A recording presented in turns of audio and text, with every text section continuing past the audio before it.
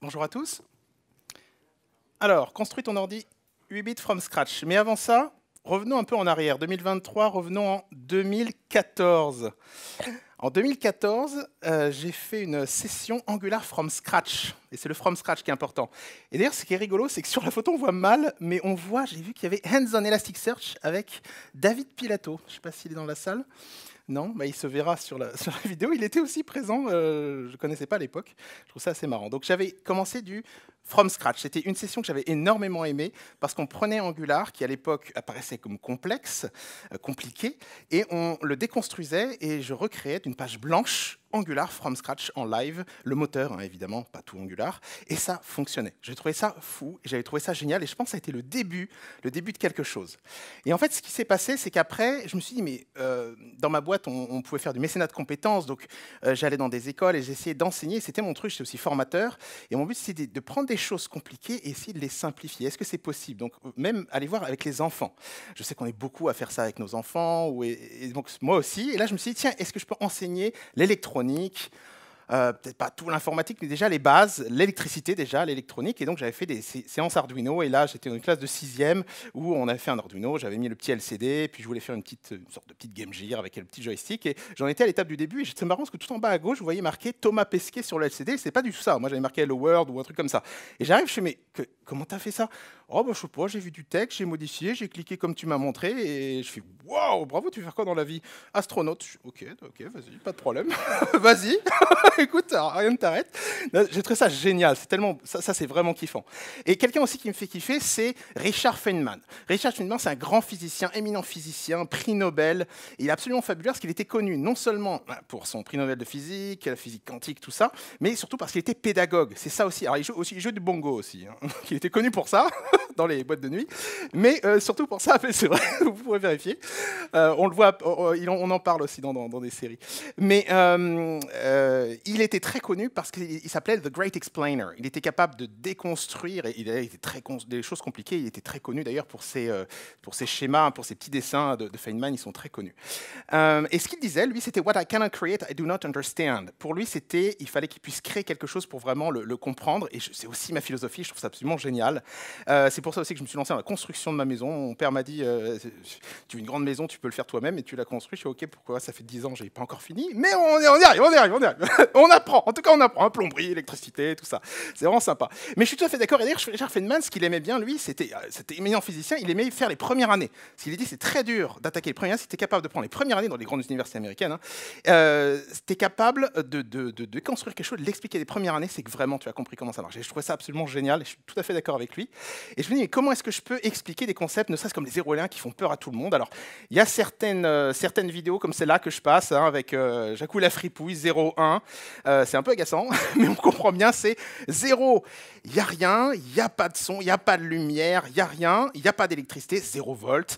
1, il y a de la lumière, il y a l'électricité, il y a généralement du 5 volts. Là, on travaille en 5 volts, donc c'est 5 volts. On n'a que 2 états, 0, 5. Voilà, et je prends Jacou la fripouille pour expliquer les 0 et les 1, pour déconstruire un peu cette peur que certains peuvent avoir sur c'est quoi les 0 et les 1. Il y a aussi d'autres initiatives comme celle-là, j'avais trouvé ça génial, c'est des initiatives que j'avais vues dans une université américaine où en fait ce qu'ils font, c'est qu'il y a la même personne qui explique par exemple la physique quantique ou un ordinateur quantique à un enfant de 5 ans, ensuite 10 ans, ensuite ado, ensuite, et je crois que c'est toujours la même personne qui explique, la personne s'en va, une nouvelle arrive et elle réexplique, et je trouve ça génial, jusqu'où tu peux aller à comprendre, après tu fais, oh là. Je trouve ça génial, au niveau de 5 ans ça va, après, et je trouve ça génial. Donc j'ai essayé de refaire la même chose avec le petit dessin, le petit cartoon, essayer d'aller jusqu'au vrai truc, à la fin on touche la matière, voilà, c'est des petites initiatives. Et en fait, j'avais demandé à ma fille, mais ok, juste si jamais je voulais t'expliquer un ordinateur, qu'est-ce que tu comprendrais d'un ordinateur? C'est quoi un ordinateur? Elle m'a dit clavier, écran, YouTube, réseaux sociaux. Je fais ok, c'est pas mal, mais il manque un truc. Je sens que là, le cœur de l'ordinateur, comment ça fonctionne, il y a un manque. Comment je pourrais expliquer ça? Alors je me dis, est-ce que c'est possible de créer un processeur ou un ordinateur? Ce serait marrant, hein. What I cannot create, I don't understand. Est-ce que je peux le créer? Je dis non, c'est pas possible. Franchement, c'est trop complexe. Alors, il faudrait quoi? De l'électricité. En entrée, il faudrait un clavier. En sortie, un écran.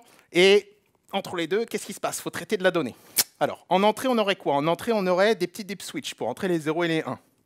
En sortie, on aurait des LED, parce que les LED, c'est sympa. Ça clignote de partout. Ça sert à rien, hein, mais c'est sympa. Nous, on aime bien ça. Et pourquoi pas, si c'est possible, afficher un petit afficheur quand même décimal, histoire de, on est quand même des humains, hein, histoire d'avoir au moins au moins de 0 à 9, ce serait sympa. Pourquoi pas. Et entre les deux, il va falloir commencer à attaquer le transistor. Oh, la grosse bête. Alors ça, pédagogiquement, ça va pas être évident. Et les transistors, je trouve ça rigolo, c'est que même ça ressemblait à un petit Lego. Moi, j'aime bien les Lego aussi. Une petite pièce Lego, je trouve ça rigolo. Parce qu'en fait, si on les assomme ensemble, les petits transistors, on fait des trucs un peu plus utiles. On fait des portes logiques, ça s'appelle, j'y reviendrai. Et si on les assemble et on les met dans des circuits intégrés, on fait des Lego un peu plus gros. C'est des petites pièces qu'on met ensemble et on se retrouve, en fait, c'est pas si compliqué que ça, c'est juste plusieurs transistors qu'on met ensemble, qu'on agence. D'une certaine façon, on se retrouve avec des Lego de différentes formes. Et on continue à construire comme ça. Il me faudrait quoi? Il me faudrait mémoriser. Hein, si je fais une addition, par exemple, 5 plus 3, il faut que je mémorise ces valeurs-là. Il faut que je puisse la traiter, donc compter, additionner, comparer certaines opérations de base pour vous dire que j'ai créé un ordinateur. Et afficher, bien sûr, j'en ai parlé. Et tout ça, évidemment, il faut que ce soit fun. Sinon, c'est pas, le but, c'est que ce soit rigolo, que ce soit fun. Et si on voit je suis toujours choqué, j'ai jamais fait ça, mais un animal comme ça en Lego, tu me dis, c'est impossible. En fait, c'est juste des briques. C'est juste que, tranquillement, ils sont allés étape par étape, on pourrait le resuivre. Et je dis, mais c'est un peu pareil, quoi. Et à la fin, tu as un truc qui est joli et ça te fait plaisir et tu as envie d'y arriver, quoi. Et c'est faisable, surtout. Un truc faisable. Alors, je me suis dit, j'ai regardé un peu, évidemment, il y a le fameux Apple 1, ça revient sur le devant de la scène. D'ailleurs, j'en profite pour parler de SmartyKit, très bien. C'est quelqu'un qui a créé les pièces de l'Apple 1, il te vend ça en kit et tu peux recréer l'Apple 1 chez toi. Alors moi, j'ai commencé avec l'Apple 2, ça vous donne une idée de mon âge. L'Apple 2, c'est mon père m'a acheté ça, c'est génial, j'avais commencé avec ça et mon but, c'est bien, ça va être, dans une prochaine conférence, certainement recréer l'Apple 2 avec le 6502. Oui, c'est un des futurs projets. Mais ça, c'est un projet comme ça, c'est soudé. Il y a des kits. Pour souder tout, j'ai fait souder aussi mes enfants, j'ai fait souder mes filles et tout ça, c'est cool, mais on apprend à souder, on n'apprend pas vraiment comment ça marche. Donc moi, je voulais vraiment manipuler, sans avoir à souder des composants, mais vraiment manipuler. Alors, et même, je me suis dit, mais pourquoi pas aller au bout du bout? Moi, je vais aller au bout des choses, on fait un ordinateur en transistor, quoi, on y va. C'est possible. Il y en a qui l'ont fait. D'ailleurs, ce gars-là l'a fait. Je ne me rappelle plus de son nom, c'est en UK, il a fait un musée. Ma famille n'était pas trop d'accord que j'utilise le salon pour faire ça, parce que oui, là, ça prend de la place. Hein. Là, on ne peut pas descendre à un moment donné, c'est pas possible. Donc le transistor, c'est possible, c'est très fun. Il y en a qui le font, vous voyez, YouTube, mais c'est tout de suite énorme. J'ai laissé tomber. Non, j'ai voulu aller à une autre approche. Je me suis dit, je vais quand même m'autoriser à utiliser des puces. Et je me suis dit, mais ce que je vais faire, c'est que je vais commencer par la base, le transistor, je vais créer des composants et je ne m'autoriserai à acheter, mais physiquement, j'irai sur Internet, m'acheter mes composants, que si je les crée avant moi-même. Et comme ça, j'avancerai comme ça, si possible, essayer de finir mon projet que comme ça. Donc j'achèterai des puces, à la fin j'aurai des puces. Là, le 6502, je l'ai acheté, parce que j'ai créé un processeur, donc maintenant je vais pouvoir l'acheter. Et je vais continuer comme ça. Donc je vais essayer de réserver ça. Mais sauf que sur Breadboard, ça donne ça. La plupart de vous voyez, c'est ça. C'est une catastrophe. Pour moi, c'est pas pédagogique. Là, je comprends rien, j'arrête même parce que tu suis pas. Mais c'est normal, c'est tout à fait normal. Tu commences le projet tranquille, ce que tu testes, t'as ça. Parce que c'est bourré de fils de partout. Ça communique dans tous les sens. En fait, c'est là où on réalise qu'en fait, on pourra en reparler, mais en fait, ils interagissent entre eux, ces fils aussi. Donc c'est très problématique, même sur les PCB. Donc il y a des trucs, on peut aller loin. Mais ça donne ça, et je voulais pas ça. Alors évidemment, en cherchant un peu, je tombe sur mon inspiration principale. Hein, faut pas. C'est Ben Eater. C'est ce gars-là. Il a fait déjà ça. C'est frustrant, tu as des projets, tu regardes sur Internet, il y a quelqu'un qui l'a fait avant moi. C'est pas grave, faut pas que ça nous arrête, hein, parce que voilà, on a chacun notre style. J'ai fait différent de lui, mais j'ai repris effectivement son travail qui est absolument génial, fabuleux. Et vous voyez un peu, c'est de l'art. En plus, je peux m'amuser. C'est un peu artistique, je trouve ça rigolo. Alors, en fait, le plus dur, c'est pas l'archi. Le plus dur, c'est couper les fils et les tordre. C'est ça, honnêtement, c'est ça le plus dur. Mais c'est kiffant. Donc je suis parti là-dessus. Je me dis, mais est-ce que moi, je peux pas faire le premier processeur qui a été public, hein, il y en a eu avant, bien sûr, pour l'armée, pour d'autres trucs, mais publiquement, ça a été le 4004, qui a été fait à grande échelle et tout. Et c'était un processeur 4 bits. En plus, 4 bits, c'est plus simple. Mais bon, il était déjà complet. Il y avait déjà 2250 transistors, hein, en CMOS. Voilà, là, j'en ai quand même pas mal, mais j'en ai pas autant. Donc, et puis, il fait plein de choses. Moi, je vais juste faire l'addition. Vous voyez, il a un set d'instructions qui est énorme. Non, on va faire autre chose. Et ça, c'est son schéma, beaucoup trop compliqué. Si moi, je veux un projet pédagogique pour expliquer dans des écoles ou quoi, c'est pas ça. Donc, mais avant ça, avant de vous présenter le truc, on va parler de bits. Parce que des bits, il y en a partout. Et c'est ça qu'on va manipuler avec, idéalement, un clavier comme ça, des 0 et des 1, backspace. Hein. Donc, c'est quoi bits? C'est binary digits. Binary digits, c'est quoi binary? 2, binaire, digits, les doigts. Normal. Non? Non? Oui. On va rester sur les doigts, ça me va bien. Restons sur les doigts. Très bien. Les doigts. Alors, si on peut compter avec les doigts, 1, 2, 3, 4, 5, 6, 7, 8, 9, 10, c'est le maximum. On ne peut pas compter plus de 10. Et si on codait un tout petit peu, on fait un truc pas trop compliqué. On dit qu'à la main gauche, 1, c'est 5. On code, pourquoi pas, on a le droit, on va voir, mais peut-être qu'en fait, ça ne marchera pas. 5, donc 1, 2, 3, 4, 5. 5. Donc main gauche, 5. Jusque-là, ça va. 6, 7, 8, 9, 10. 10. Main gauche, il y en a 2, 10. Jusque-là, ça colle. On peut arriver jusqu'à 25. J'en ai zappé un. Et on arrive jusqu'à 30. Plus 5 à droite, 30. On a jusqu'à 30 et j'en ai zappé aucun. Donc c'est bon, juste avec un système d'encodage, il faut expliquer. Voilà, cette main-là, c'est 5 et ça marche. Donc ça, il y a eu tout un tas de civilisations qui utilisent d'autres façons de compter. Hein. Si on prend, j'imagine bien les Romains, moi je trouve ça Romulus et Rémus, j'imagine le truc, Romulus et Rémus à la création de Rome, mais j'imagine le truc pour rigoler. Hein. 1, mec, 2, on va faire 2. 3, on va faire 3. L'autre fait wow, wow, wow, stop, je vois où tu veux venir, arrête. Ouais, c'est bien ça, on va faire le V, c'est bien ça, le V. Non, arrête, Romulus, arrête. Ok, top, X, 10, on va s'amuser. Mais tu me fais quoi là? En plus, c'est même pas le 0. Non, je délire, mais après, il y a eu heureusement les Indiens, ensuite les Arabes qui ont introduit le 0. Ensuite, donc, ils ont fait 1, 2, 3, 4, 5, 6, 7, 8, 9. Et après, pareil, il y en a qui dû dire, j'imagine, on arrête ou parce que tu en veux combien des signes? Ils sont arrêtés à 9. Il y a d'autres civilisations qui s'arrêtaient à 5, ou je sais plus, les Incas, ou je sais plus à combien ils comptaient. Et donc, on fait quoi? On pourra en inventer autant. Donc, ils font une autre colonne, c'est tout. Donc, on part sur une autre colonne. Donc, on repart une nouvelle colonne. Donc, la première colonne, on repart à 0. Hein. On en a que 9. Enfin, 10, pardon, avec le 0. On repart à 0. Et puis, la colonne, on était à 0, passe à 1. Donc, ça fait 11, etc. Alors maintenant, si on applique le même, parce que c'est toujours le même principe, 0, 1, on n'a que ça. Et bim, on est bloqué. Ça va pas loin, hein, on est d'accord. Alors, petite note à ce niveau-là. Parce que vous dites, je suis frustré, même en faisant ça, je me fais, attends, mais on est sur du 5 volts là. Entre 0 et 5, il y en a des valeurs. À un moment donné, ça va bien. Pourquoi on ne pourrait pas faire autre chose? Bah oui, ça s'appelle un ordinateur analogique. Ça existe. Vous avez certainement vu mon tweet où, en fait, je remercie Anna Britt qui m'a fourni un ordinateur analogique. Je vais peut-être faire une autre conf avec ça. Ça revient sur le devant de la scène. Pourquoi? Parce que l'ordinateur analogique, lui, il utilise plusieurs valeurs. Hein, entre 0 et 5 volts ou 0 et 12 volts, t'en as plusieurs. Et surtout, ça va à la vitesse, je sais pas la vitesse de la lumière, mais presque, ça va à la vitesse, le maximum que tu peux aller, quoi, la vitesse des électrons, quoi. Donc c'est immédiat. Donc pour le machine learning, l'intelligence artificielle, et surtout, oui, un ordinateur analogique, 1 plus 1, ça fait 2,1 ou 0,9. Hein. Mais si on réfléchit, oui, dans une banque, c'est problématique. Mais dans la plupart des cas, on s'en fout. Hein. Quand tu es à 10% d'erreur, c'est bon, hein, ça me va. Hein, 1 plus 1, 2, c'est bon. Donc en fait, par contre, ça va à la vitesse quasi de la lumière. Donc ça, c'est top. Donc ça revient sur le devant, c'est super intéressant. Nouveau processeur qui aide les processeurs, donc l'analogique. Mais alors là, par contre, il faut expliquer l'op-amp et tout. On y reviendra. Je ne sais même pas si c'est possible. Mais ouais, pourquoi pas, ça peut être notre challenge. Donc 0,1, on est bloqué. Et après, on recommence. Hein, on fait 0,1. Donc 0,1, on nous crée une nouvelle colonne, vous avez compris. Donc c'est pas 10, c'est pas 11, hein, c'est 1, 0, 1, 1.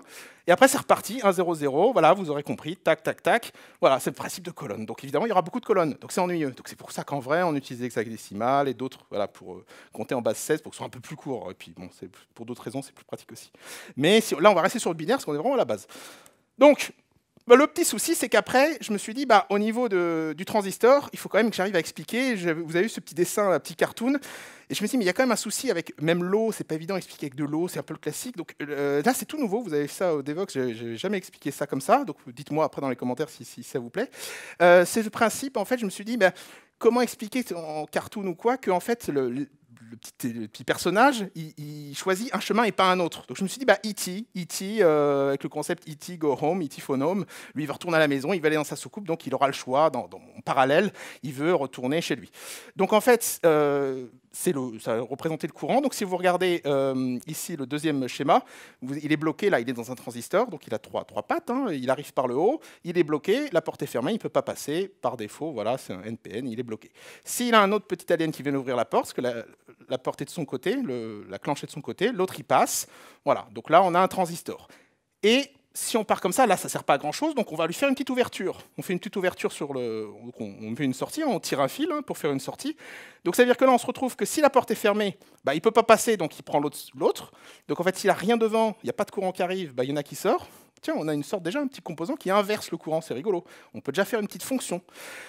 Et s'il y a du courant qui arrive, il passe, et c'est là où mon analogie marche mieux que les autres, c'est que là, il veut rentrer chez lui, donc c'est le chemin le plus court, hop, il va à sa soucoupe. Vous voyez, c'est ça l'idée, hein, dans l'analogie. Donc en gros, courant, s'il n'y en a pas de courant, il y en a qui sort par ma petite sortie là-haut, et s'il y en a qui arrivent pour lui ouvrir la porte, il passe. Voilà, on va s'arrêter là. Après, ce sera intéressant aussi d'entrer comment ça marche au niveau moléculaire et tout, mais là, on s'arrête là. Alors, maintenant, c'est bien, mais nous, on veut faire un ordi. Donc, on veut, première chose, déjà, si je fais une addition, on va dire 5 plus 3, on va faire ça en live. Première chose, il va falloir mémoriser. Mémoriser, il faut stocker de l'énergie. Stocker un 1, stocker un 0, ça n'a pas de sens. Oui, ça n'a pas de sens, ça n'existe pas. On ne stocke pas l'énergie, ou alors il faut le transformer en chimie ou quoi, mais on ne stocke pas un 1, on ne stocke pas un 0. Donc là, stocker, tout ça, ça n'a pas de sens, c'est un peu une aberration. En fait, qu'est-ce qui se passe? Bah, prenons une autre analogie. Tu as ton enfant qui revient de l'école, il est super excité, tu arrives et tout, tu veux lui dire un truc, bim, il court partout, il court dans la maison, il court autour de ça, il court, il court, il court, il court. Tu lui dis un truc, tu dis ok, c'est bon, vas-y, tu peux jouer dans le jardin, tu ouvres la porte, pouf, il joue dans le jardin, il court, il court, il court, il court. Voilà. Imaginez ces loops là. Il est là, tu veux lui parler, il y a un état 1, il court, il peut pas s'arrêter, il est à fond. Donc tu es là, tu peux lui parler, il est là, physiquement, tu l'ouvres la porte, pouf, il a une sortie, il court dans le jardin, il est plus là. T'es au calme et tout, t'as un 0. Bah, voilà l'idée. Donc en fait, c'est l'idée pour montrer qu'on veut faire des boucles. Et là, c'est ça qu'on va dire, on stocke un 1 ou pas, c'est qu'il y a du courant qui passe dans une boucle. On ne peut pas stocker l'énergie, donc il y a une boucle, hein, il y a de l'énergie, s'il y a une résistance, bah, il y a de la chaleur qui s'évacue. Et il n'y a pas de courant, donc là, il ne passe plus. Voilà, il n'y a plus de courant qui passe. On va faire ça, on essaye, on prend 2 transistors, on essaie de reprendre l'analogie. Alors là, c'est tout nouveau, vous me direz à la fin si ça marche ou pas. Voilà. On va les mettre face à face, okay, et on va essayer de faire ça. On essaye, on branche la sortie de l'un sur l'entrée de l'autre et inversement. On essaie de voir ce que ça donne par étape, c'est parti. Le petit alien, il descend, la porte est fermée, bah, il passe par l'autre chemin, il ouvre la porte, il descend. OK. L'autre courant, bah, ils seront en même temps, hein, là je le fais par étapes, mais il descend, bah, la porte est ouverte, l'autre il vient d'arriver, on va dire qu'il est arrivé un peu plus vite. Hop, bah, il passe. Et là, si on regarde bien, l'état il est stable. Regardez bien, comme il passe par là, celui de droite, là, bah, il ne va pas aller à gauche ouvrir la porte. Donc à gauche, il ne passera toujours pas. Donc il va passer dans l'autre porte, qui va rester ouverte. Et donc là, on a un état stable. Vous voyez le petit pointillé, là? Si on regarde, bah, en fait, on aura en permanence du courant qui arrive. On peut brancher une LED, on aura du courant, elle va s'allumer. On a stocké, c'est pas vrai, mais on a un 1, on a une valeur 1. Ça, c'est intéressant.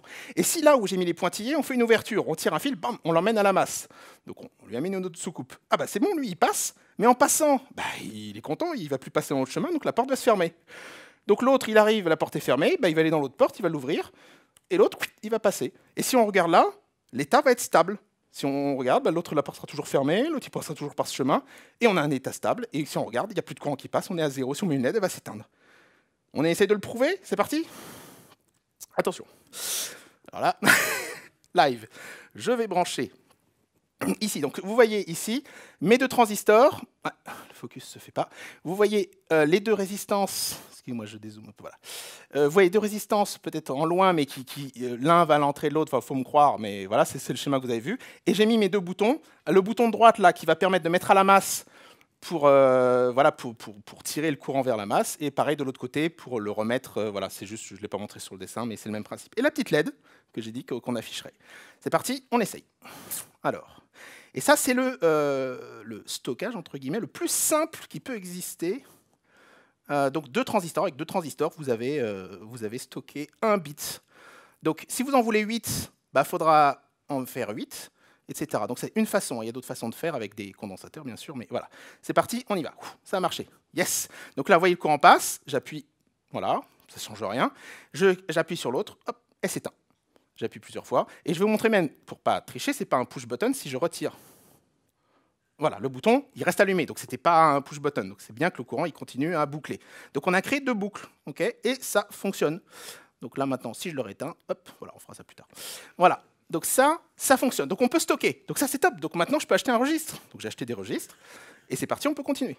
Yes. Alors, maintenant, il va falloir d'autres choses, parce qu'on veut construire un petit peu. Donc maintenant, il va falloir construire des fameuses portes logiques. Dans le bus, il y a plusieurs boutons, tu appuies sur n'importe quel bouton, la porte s'ouvre. Ça, c'est une logique de OU. N'importe laquelle, des OU, bah, ça s'ouvre.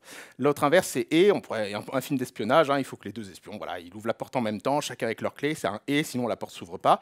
Là, vous avez même encore une autre porte, le petit dessin, là, c'est l'inverse en plus. C'est quand les 2 ouvrent la porte, le courant il sort plus. Voilà, c'est même une démarche inverse. Vous pouvez créer tout un tas de combinaisons. Donc j'ai créé ces combinaisons. J'en ai essayé de même en faire sur PCB, mais c'était moins sympa. Je suis resté sur breadboard et je les ai toutes créées. Alors c'est plutôt pour moi que j'ai fait ça. Alors, je vais vous montrer la petite vidéo comme ça, on ne va pas perdre de temps, parce que je ne sais pas s'il a supporté le transport. Donc là, vous voyez, simplement c'était un buffer, tout simplement. Là, c'est un AND, un et. Voilà, il faut que les 2 soient appuyés pour que le courant passe. Là, le OU, là, vous allez quasiment toutes les voir. Ouais, je les ai toutes faites pour pouvoir les acheter. Et là, c'est juste quelques résistances et des LED et des transistors. Voilà, de base, là, c'est le XOR. C'est que si les 2 sont appuyés, il ne sort plus. Il faut juste que ce soit l'un ou exclusivement l'autre, ou exclusif. Celle-là, elle est un peu particulière. C'est une porte, on en reparlera quand on a un bus. C'est ni un 0 ni un 1. C'est très particulier, c'est très bizarre, je vous l'accorde. C'est une fois qu'on comprend comment fonctionne un transistor, en fait, quand on a 0, c'est pas 0. Quand on a 0, c'est on aspire le courant, si vous voulez, en quelque sorte. Et des fois, on veut ça, mais des fois, non. Et ça, c'est cette puce-là qui dit non, cette construction-là. C'est une porte qui fait ni 0 ni 1. Elle est comprise entre deux transistors et elle est juste bloquée entre les deux. Et le courant n'est ni aspiré ni poussé, si vous voulez, en quelque sorte, il est juste entre les deux. On pourra y revenir. Voilà. Et ça, c'est tous les portes inverses, donc c'est juste l'inverse. Tu fais l'inverse de celle présente et tu vas en construire tout un tas. Voilà. Donc une fois qu'on a fait ça, j'ai pu m'acheter mes puces, mes portes logiques, voilà. Et puis là, vous voyez ce qu'il y a en dessous. D'ailleurs, il est là, le truc, vous pourrez voir ça. Voilà. Et donc, ça fonctionne bien. Alors maintenant, ce qu'on va faire, sur cet ordinateur, on va faire un 5 plus 3. On va coder, genre ce serait en C l'équivalent de INT A égale 3, INTB égale 5, INTC égale A plus B, print de C. Ce serait l'équivalent de ce code-là. Si on compilait, on le met en binaire, on se retrouve avec ça. Donc le 3, ce sera 1, 1, le 5, 1, 0, 1, et le 8 sera 1, 0, 0. C'est les valeurs qu'on va manipuler tout de suite. Okay, on va faire 5 donc plus 3 égale 8, donc ce sera 1, 0, 1 plus 1, 1 égale 1, 0, 0, 0. C'est ce qu'on devrait voir affiché sur les LED. Alors vous allez me dire, oui c'est bien, ton ordi, mais tu n'as fait que l'addition. Vraiment, il faudrait pousser un peu, il faudrait faire la soustraction, il faudrait faire la multiplication, division. Intéressant. Parce que la soustraction, en fait, on ne sait pas faire, ce sera une addition. C'est-à-dire qu'on va juste dire que moins 3, ce sera un 3 qu'on va inverser, en quelque sorte, si vous voulez, et on fera 5 plus moins 3. Ce sera toujours une addition. On va juste encoder différemment. Ça, c'est rigolo. Donc, en fait, quand on sait faire l'addition, assez simplement, c'est faire la soustraction. Ça me prendra un peu plus de place, mais ça marche. La multiplication-division, c'est intéressant parce qu'en fait, il n'y avait pas toujours sur les processeurs, parce que c'est compliqué. Donc, en fait, des fois, il fallait le faire en logiciel. Le processeur, il faisait juste addition-soustraction, et après, il fallait se faire l'addition, la division, et puis tout le logarithme, tout ce que tu veux, il fallait le faire en algorithme. Tu ne pouvais pas le faire en hardware. En hardware, la multiplication, c'est des additions. Hein. Ça peut être des additions. Hein. 5 fois 3 sera 5 plus 5 plus 5. Voilà. Donc, en fait, en faisant ça, on peut faire la multiplication et la division. Même principe. 5 divisé par 3, c'est 5 moins 3, il y a un reste, etc. Donc en fait, c'est des soustractions, et les soustractions, c'est des additions. Voilà, si on pousse le truc, en fait, on peut effectivement, avec addition et soustraction, faire tout le reste. Donc là, on ne fera que l'addition. Alors, qu'est-ce qu'on aura? On a besoin d'un registre A. On va se rappeler, donc 5, il faudra le stocker. Il faut un registre minimum. B, c'est un deuxième registre pour stocker le deuxième opérande. Okay, alors, ce qui se passe, c'est que ça a été déjà décrit il y a très longtemps, c'est SAP. SAP, alors pas celui que... Non, l'autre. Simple as possible, ouais, donc rien à voir. SAP Simple as possible, c'est une architecture la plus simple possible pour décrire un ordinateur fonctionnel, qui est Turing Complete. Okay, donc là, j'ai vraiment fait au minimum, comme fait Beniter. Donc AB et un registre pour la manipulation pour additionner. Donc là, on va voir, on s'appelle ça l'ALU parce qu'il fait beaucoup plus qu'additionner. Normalement, moi, il fait que additionner. Donc, il nous faut ça. Il nous faut quoi? Donc, ils sont connectés tous les deux pour pouvoir additionner les deux registres. La sortie, parce que voilà, il faut une sortie, donc c'est sympa. Moi, ce sera des LED et même un petit afficheur digital. Une entrée sera juste des boutons avec des 0 et des 1. Vous pouvez même le faire au début, je le faisais juste avec des fils. Donc, tu n'as même pas besoin de boutons. Et ensuite, il va communiquer donc vers les autres modules. Le module A, lui, je vais le faire dans les deux sens. On pourra pouvoir lire et écrire dedans. Le module B, je vais laisser juste lire, ça suffit. On va écrire dedans. Et par contre, le registre de somme, lui, il va sortir. Et la sortie, c'est juste, on va écrire dans le registre de sortie. Il n'y a pas besoin de sortir depuis la sortie. Tout ça, on va le connecter sur un bus. Et c'est là où la petite porte que je vous ai présentée avant est importante, parce que si je vous avais dit qu'un 0, ce n'était pas vraiment 0, c'était que le courant, on l'aspirait au lieu de le pousser, dans ce cas-là, à un moment donné, mais c'est vrai aussi dans notre domaine, dès qu'on a un bus, il ne faut pas que plusieurs écrivent en même temps. Il faut qu'il y en ait qu'un qui écrit. Donc ça, c'est la contrainte d'un bus, comme ça, dans une architecture, c'est qu'il faut qu'il y en ait qu'un qui écrive et plusieurs qui écoutent. Ça, c'est bon, mais qu'il n'y en ait qu'un qui écrive en même temps. Okay, et ça, c'est une vraie contrainte. L'autre contrainte serait qu'il faudrait que tous les modules se parlent entre eux, ce qui est possible. Hein. Je crois qu'il y a des architectures qui existent comme ça, mais ça te fait des fils partout, c'est super complexe. Donc, c'est généralement pas ce qui est fait. Ce qui est fait, c'est qu'il y a souvent des bus. L'inconvénient du bus, c'est sûr, et vous pouvez avoir le problème, c'est qu'il faut qu'il n'y en ait qu'un qui écrive en même temps tout le temps. C'est la grosse contrainte, il faut s'assurer de ça. D'où, on doit mettre des portes qui s'assurent que, non, il n'y en a qu'un qui écrit, sinon les autres, ils n'ont pas le droit. Donc, il faut un module de contrôle. On va avoir un module de contrôle, et un signal d'horloge, c'est ce qui va faire vivre, c'est le poumon de notre ordinateur. Et là, tout va être connecté à ce module de contrôle. OK ? C'est le moment de vérité. C'est parti. Alors, on y va. Donc, ici, vous avez l'ordinateur en live devant vous. Je vais le brancher et on va rentrer notre 5 plus 3. Et c'est censé nous faire 8 et s'afficher. Alors, vous remarquerez, pour ceux qui ont regardé un petit peu, il n'y a pas de condensateur. Non, c'est fait exprès. C'est une aberration. Hein. Il faut un minimum, au moins un condensateur par puce. Je n'en ai pas, parce que pédagogiquement, je ne voulais pas que ça embrouille le truc. Par contre, c'est un peu du sans-filet, là. Il ne faut pas que j'approche trop mes mains. Non, j'exagère, parce que j'ai acheté des breadboards de qualité. J'ai passé des heures sur des breadboards, les breadboards de base. Il y a trop d'interférences, c'est pas possible, ça marche pas bien. Donc, ça, c'est des breadboards un peu plus chers qui permettent d'éviter d'avoir des condos et ça fonctionne normalement. On va essayer. Donc c'est parti. On a dit qu'on va faire 5 plus 3. On y va? C'est parti. Alors, on va ici rentrer dans notre module d'input. Je vais le mettre ici.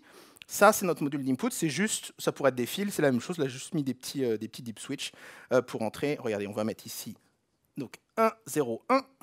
Donc là, vous voyez pas très bien, mais c'est 1, 0, 1 qui est rentré. Donc, on a notre 5. On va rentrer ça sur le bus. Parti. Donc là, sur le bus. Donc là, je vais actionner mes petits contrôles et hop, j'actionne la puce qui bloque l'arrivée du bus. Et évidemment, voilà, lui, il a bougé. Voilà, 1,01. Donc on a bien le 1,01 que vous voyez là-haut sur le bus. Donc là, le courant, il va jusque sur le bus. Donc sur le bus, il y a 1,01 qui se balade. Donc là, il ne faut pas qu'il y en ait un autre qui écrive. Donc tous les autres modules, d'ailleurs, je vais les mettre là, tous les petits contrôles. C'est tous les fils en fait, que j'ai tirés de chaque puce. Je les ai rassemblés là. Donc quelque part, le module contrôle, il n'a pas de sens. Je pourrais mettre des boutons devant chaque puce. Parce que ça contrôle juste les puces. Hein. C'est juste que c'est plus sympa d'avoir un module de contrôle. D'ailleurs, c'est comme ça que c'est fait dans les procs. Donc vous avez un module de contrôle ici que je peux activer. Donc là, j'ai activé la sortie du bus. Très bien, on va mettre ça dans le registre A. Et ça que j'ai dit à mes enfants, c'est super, c'est que c'est un jeu en fait, c'est un jeu d'ouverture et de fermeture de porte. Donc là, le courant, on le balade et on va le mettre dans le registre A. Donc je vais chercher mon petit fil qui est tiré, hein, c'est les fils jaunes là, qui tirent du registre A, il est là. Donc je l'active, vous voyez, il s'est allumé là. Et au signal d'horloge, c'est un bouton qui est connecté sur toutes les puces en même temps. Quand tu appuies, elles s'activent toutes. Il y en a qui vont juste rien faire, parce que tu leur as donné des contrôles de rien faire. Et là, j'ai dit le A, lui, de s'activer. Donc attention, normalement, on a 1,01 qui doit s'afficher là. Yes, on a 1,01 qui s'affiche dans le registre A, c'est bon. Donc là, le registre de contrôle, on ferme ça, et je mets le deuxième, je mets 3. Regardez bien les étapes, parce qu'on va les refaire ensuite, et on va automatiser ensuite. Hein. Bien sûr, notre but, on est informaticien, il faudra qu'on automatise. Donc c'est parti. Le registre B, on veut mettre la valeur 3. Le registre B, il est là. C'est deux puces 4 bits, parce qu'il y en a deux, parce qu'il y a 4 bits et 4 bits. Au total, ça fait mes 8 bits. Donc ici, 3. Donc j'ai bien 3. J'ai rentré. Je le mets sur le bus. Hop. 1, donc c'est la valeur 3 en binaire qui s'affiche. Et là, je vais ouvrir la porte du B. Donc je vais chercher B. J'ouvre la porte. Et signal d'horloge. Hop. B. Yes. On a notre 3 qui s'est rentré dans le registre B. Jusque là, ça marche. Donc j'ai éteint tout ça. Et maintenant, il nous reste quoi? Il nous reste à dire... Ici, on a les deux valeurs qui rentrent déjà dans l'additionneur. Il suffit de le dire, tu rentres dans le registre de somme, qui est ici. Donc on a notre registre de somme. Alors il est où? Ma commande, je l'ai tirée. Hein, le fil jaune, il arrive où? Il arrive là. Sum in.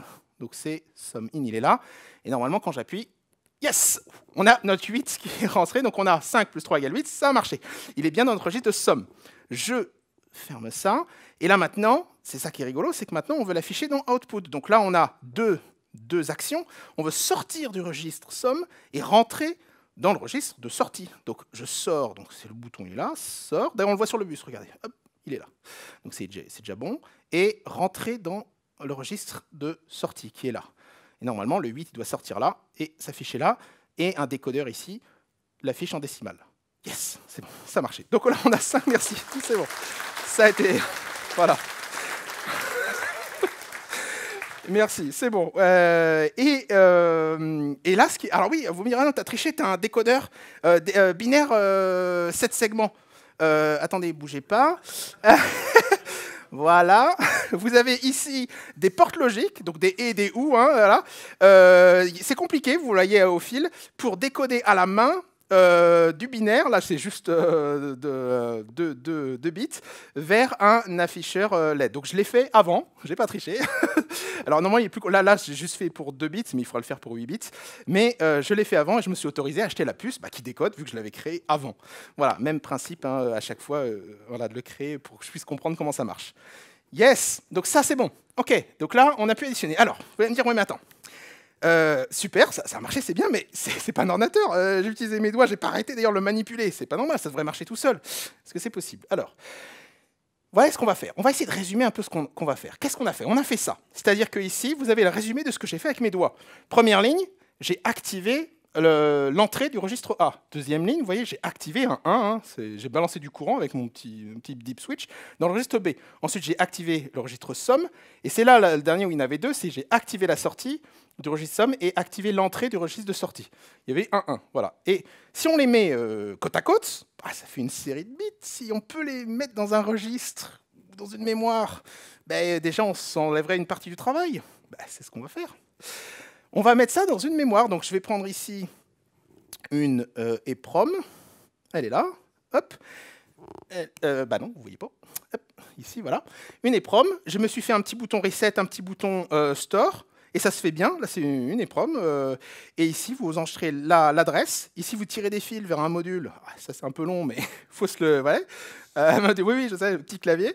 Et ça, vous rentrez à la main. À chaque fois, vous appuyez sur Store et vous stockez la petite table là qu'on a vue ensemble, là, cette table-là. Vous la stockez dans les proms. Et on va lui donner un nom. Load A, c'est pas mal. En anglais, ça ressemble un peu à l'assembleur, non? Load B, AB. Je me suis créé mon code assembleur, mon microcode, quoi. Et quand j'ai vu ça, ça fait... Ah oui, en fait, c'est juste ça. C'est juste des ordinateurs pour ouvrir et fermer des portes, en fait. Et en fait, je peux créer ce que je veux. À partir de là, tu te crées ce que tu veux. Tu peux créer le jump. En fait, tu tires des fils. Tu prends du cuivre, tu tires des fils et tu te crées tes fonctions. C'est absolument génial. Donc, en fait, j'ai créé mes premiers quatre assembleurs. Et ensuite, je me dis, mais attends, on va tester. Donc là, je vous ai fait une vidéo parce qu'il faudra les rentrer à la main. C'est possible. Hein, je l'ai fait, mais c'est long. Donc là, je vous le mets la vidéo. Donc, regardez ici, je choisis l'adresse 1. Donc, il faut que je rentre ma valeur. Je rentre le 5. Je rentre la valeur, je l'ai mis à l'adresse 0. Adresse 0, et là, j'actionne. Paf, le 5, il est rentré dans le juste A. Là, je dois mettre ma valeur. Alors, regardez bien ce que je fais, parce qu'il fera tout automatiser. Je renseigne une valeur, le 3. Ensuite, je dois choisir une autre adresse, là où j'ai stocké le registre B. Registre B, bim. Ensuite, je dois aller chercher l'addition. Donc, je dois changer ma valeur à 0, je dois mettre l'addition, et signal d'horloge, paf, ça fait mon addition. Mais déjà, j'ai gagné plein de temps à ne pas changer les contrôles. Voilà. Là, je vais chercher le troisième et hop, affichage. C'est bon. Donc ça, c'est déjà pas mal. J'ai encore fait des actions. Il n'y a pas moyen d'automatiser un peu. Qu'est-ce qu'on a fait? Regardez ce qu'on a fait avec les 0 et les 1. Qu'est-ce qu'on a fait là? On a, regardez, hop, on a renseigné le premier opcode, 0. Ensuite, on a mis la valeur. Donc on a rentré à la main la valeur. Ensuite, on a ici une autre fonction, le chargement B, et on a remis la valeur 3. Ensuite, la valeur, on s'en fout. On a appelé dans la mémoire l'addition, et quatrième ligne, on a appelé l'affichage dans dans la sortie, excusez-moi.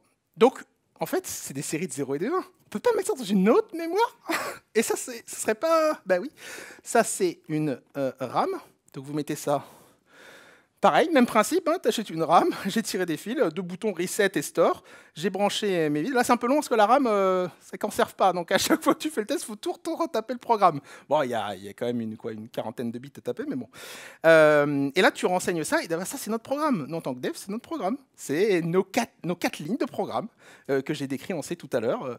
Et on les a, et c'est parti, on teste, voir si ça marche. Et là, ce qui est marrant, c'est je vais les mettre dans des adresses consécutives. Plus sympa.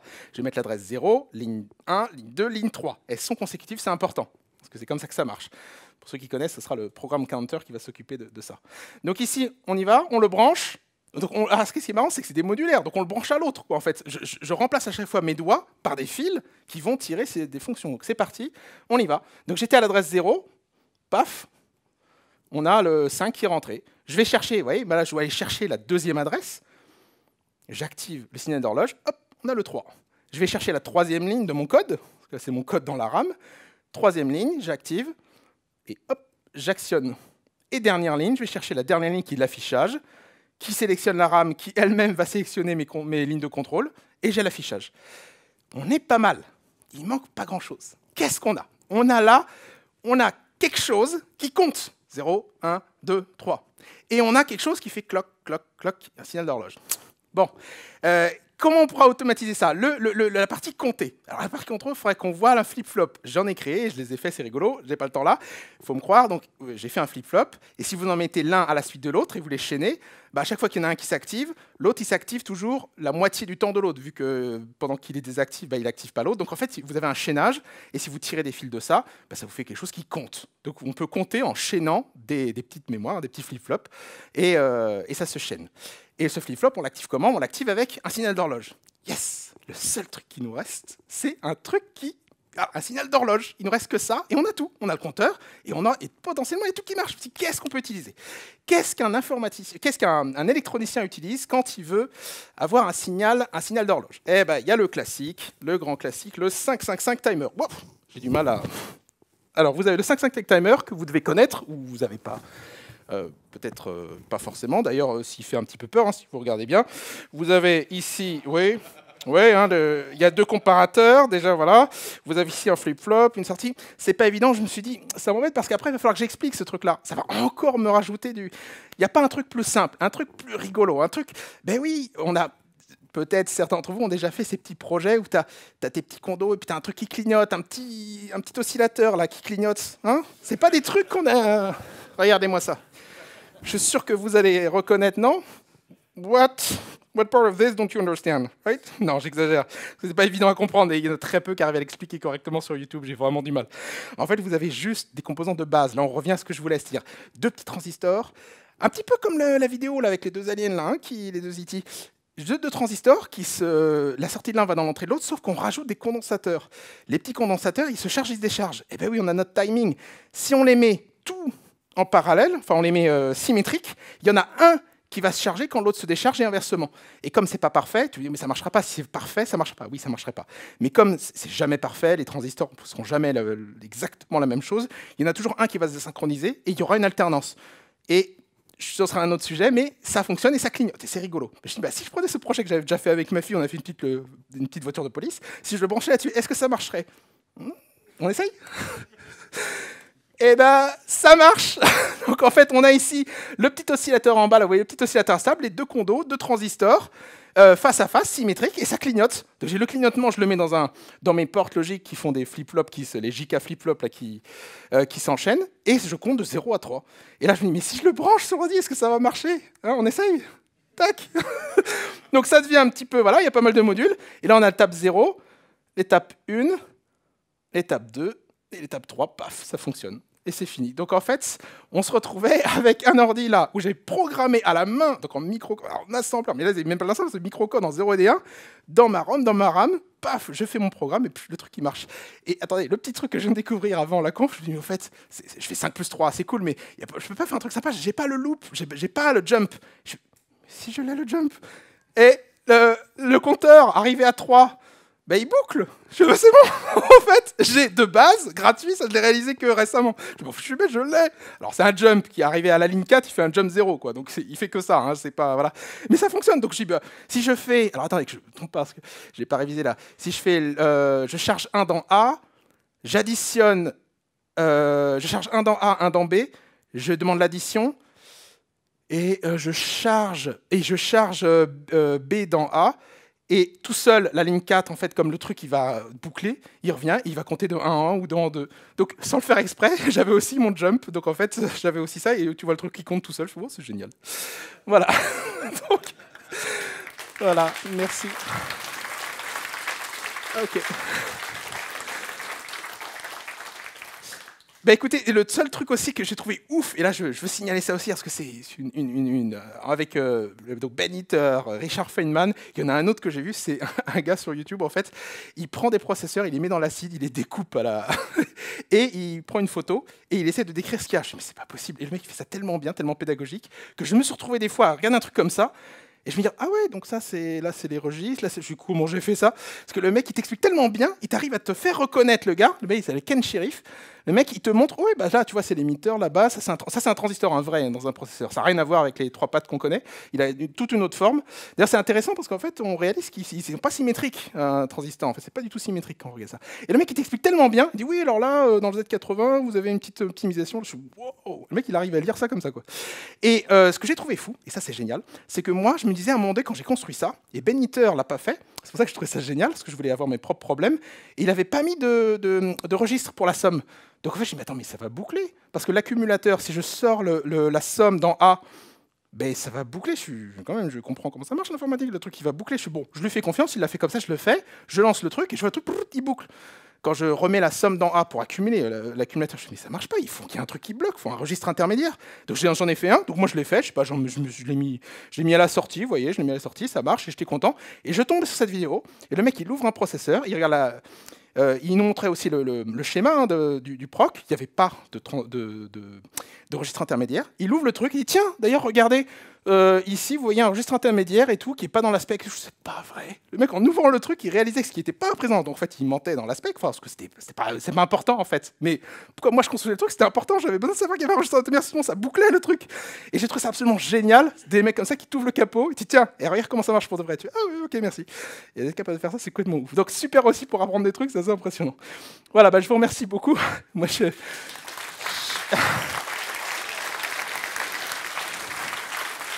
Voilà.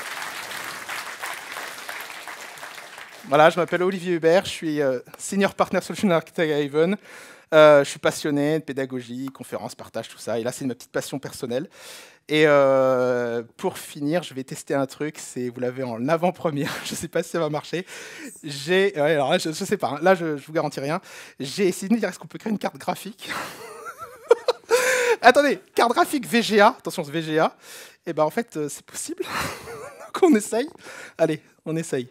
Je sais pas. Hein, peut-être que je garantis rien. Attendez, carte graphique VGA. Est-ce que punaise, c'est parti. Ah là, c'est ah oui, il faut que je l'alimente. Logique, sinon... Punaise, alors là... Ok, là, c'est du bricolage. Là. Alors, il n'y a pas le retour? Vous avez perdu le retour? Pardon, vous avez... Oui, vous n'avez pas le retour, oui. Et je ne peux pas faire autrement, donc je vais vous tourner mon écran. Eh bien oui, logique, mais évidemment, si je sors le... N'importe quoi. Il n'y a pas de retour. Bah oui, attendez, c'est pas le retour. Est-ce que ça va marcher? Donc là, normalement, j'ai... le plus, le moins. Est-ce que ça marche ou pas? Non, à la régie. Donc là, le HDMI, il est rentré. OK. Non. Il n'y a pas de retour à la régie? Donc, je vais réessayer une dernière fois. Peut-être que c'est juste mes connecteurs. Bon, ça, j'avais... Ah ben non, excusez-moi. Non, c'est bon, il est alimenté. Ah, là, je fais du live, là. J'aurais dû prévoir. Oh non. Ouais. Bon, eh ben écoutez, c'est pas grave, faudra venir à une autre conférence, parce que là, je te fais en live. Normalement... Merci. Ah ouais, d'accord. Merci.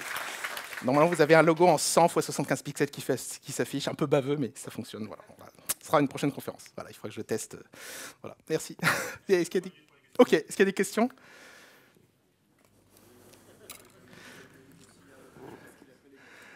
Ouais, je pense qu'il est... Ça marche sur mon écran à la maison, mais là... Ouais, il a pas dû... Oui, excusez-moi, pardon. Ça t'a pris combien de temps? Oui, j'ai commencé pendant le Covid. Oui, ça a pris combien de temps? Merci beaucoup, ça a pris combien de temps? J'ai commencé pendant le Covid, en regardant les vidéos de Ben Eater. J'ai passé plusieurs nuits blanches, j'ai regardé toutes ces vidéos. Et après, je dis, tiens, je vais essayer. Donc, j'ai fait mes schémas et tout. Et évidemment, c'est long, donc je fais ça un peu le soir de temps en temps. Mais au bout d'un an, j'avais ça fonctionnel. Et après, pour donner une autre idée, une fois que j'avais bien compris que j'avais coupé mes câbles, parce que c'est ça le plus long. Ouais, franchement. Surtout que tu te trompes de un picot, c'est foutu. Hein. Tu dis, mince, ma puce, j'aurais dû la mettre à... ok, mes 50 fils, je dois tous les recouper. C'est un enfer. Mais bon, pour le plaisir du jeu, je le fais. Mais c'est très long. Par contre, la carte graphique, déjà, bizarrement, venez à ma conf, si voilà, j'en ferai une là-dessus, c'est beaucoup plus facile. Parce qu'en fait, c'est juste des compteurs, un compteur horizontal, un compteur vertical. Et les fils, bah, j'ai l'habitude, donc pendant que je les coupe, je les mais. Et en fait, en une semaine, j'avais fini la carte graphique. Donc rien à voir avec un an pour faire ça. Donc en fait, c'est beaucoup plus simple. Et on m'a dit, je sais plus si vous êtes présent, oui, il m'a dit, fais une carte son. Ah, punaise, ouais, j'ai repassé des nuits blanches, c'est malin, parce que maintenant j'ai envie de le faire. Et c'est que des compteurs, bah merci. Bon, bah écoute, bah, il m'a dit que je partirais de la carte graphique et non, je peux faire une carte son avec des compteurs. Bon, écoute, on va essayer. Voilà, pour la carte VGA, c'est un 5 MHz. Les breadboards supportent entre 5 et 10 max. Donc après, t'es limité, évidemment, c'est des breadboards. Hein. On n'est pas censé faire ça hein, à la base. Mais voilà. D'autres questions?